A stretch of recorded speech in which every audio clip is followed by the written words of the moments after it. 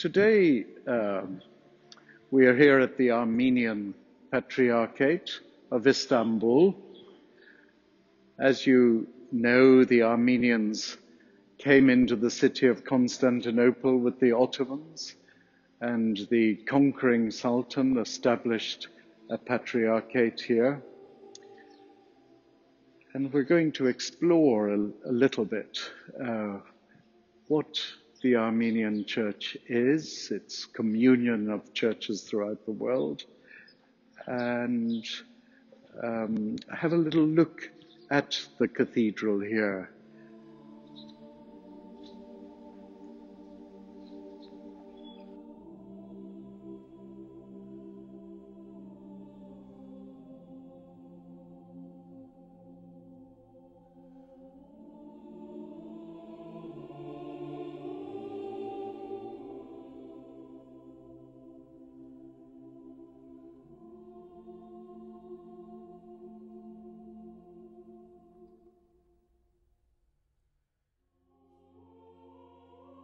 Of course, the Armenians are in communion with the Ethiopians, the Copts of Egypt, and the Syrian Orthodox.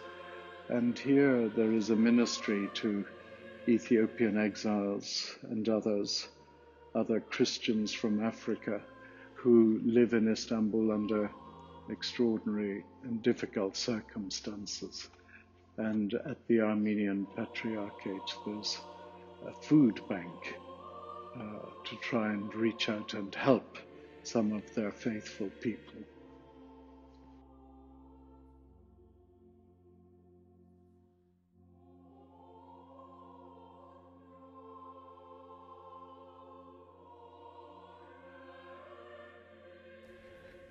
The conversion of King Tiridates the Great was the moment that the Armenian nation became Christian. A bit like St. Patrick converting the High King of Tara and giving British Christianity its incredible impetus in the centuries that followed the spread of Celtic missions, St. Columba and St. Coleman, all these famous saints. Likewise, you had the conversion of the King Tiridates the Great, became known as the Great, and his whole nation follows. There are two, a bit like in British Christianity, there are two strands. There's Greek influence and Syrian influence, and both are quite distinctive, but of course the same Christian faith and the same apostolic order. So you've got the Syrian influence and of course the Greek influence later based in Constantinople, and the Roman Empire becomes Christian under Constantine. So you have these varying traditions, a bit like in England. You've always got this independent strain, first Celtic and then sort of anti-Norman and Anglo-Saxon strain. And then, of course, the wonderful Reformation that began under Henry VIII, when the church regained her independence from corruption in Rome. So too in Armenia, the church managed to hold out all these centuries from the very start of the 4th century till 2020, the church has maintained her independence as an apostolic and Catholic church, regardless of the Pope. Now, of course, there are some Armenians that call themselves Armenian Catholic for various historical reasons, have gone under the papacy in Rome, and we know them from their lovely island in the lagoon at Venice. But most Armenians have remained true to their ancient apostolic church.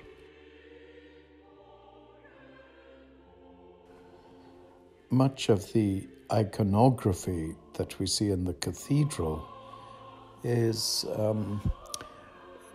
different to how we present art in the Church of England, where we have wall paintings and rood screens and stained glass window and reredos behind the altar. And in the Armenian church, iconography is very simple. The church can be very lavishly decorated,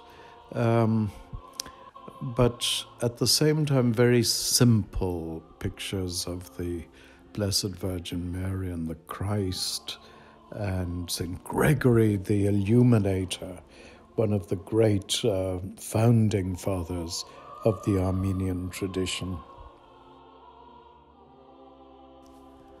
St. Gregory the Illuminator is attributed with converting as early as, I think it's AD 301, the Armenian nation became Christian, and we honor St. Gregory the Illuminator as the founder of this tradition, rather like St. Patrick in Ireland. There are many stories about him, but we mustn't forget that Armenian culture goes right back into prehistoric times. It's quite amazing. Even before the Ice Age, it's believed that there are these zodiac signs carved hugely into the mountains. So we're talking about a culture that is thousands of years old and that thrives all over the world, in Canada, France, the United States, the United Kingdom, in the Middle East, in Beirut. Marvelous, vibrant culture with very distinctive traditions in cuisine and art and talents in all sorts of fields, but not least here in Istanbul, in jewellery and the business world, thriving, prosperous people, the Armenians very often are. For many years, actually centuries, the Church of England has had lots of friendship with the Armenian Church. We're similar in our composition. We're families of churches. So the Armenians have patriarchates in Beirut, in Istanbul, and in Echmiadzin, with their principal one. And the Anglicans have churches all over the world, of course, almost in every country of the world. It's the second most geographically spread communion of churches.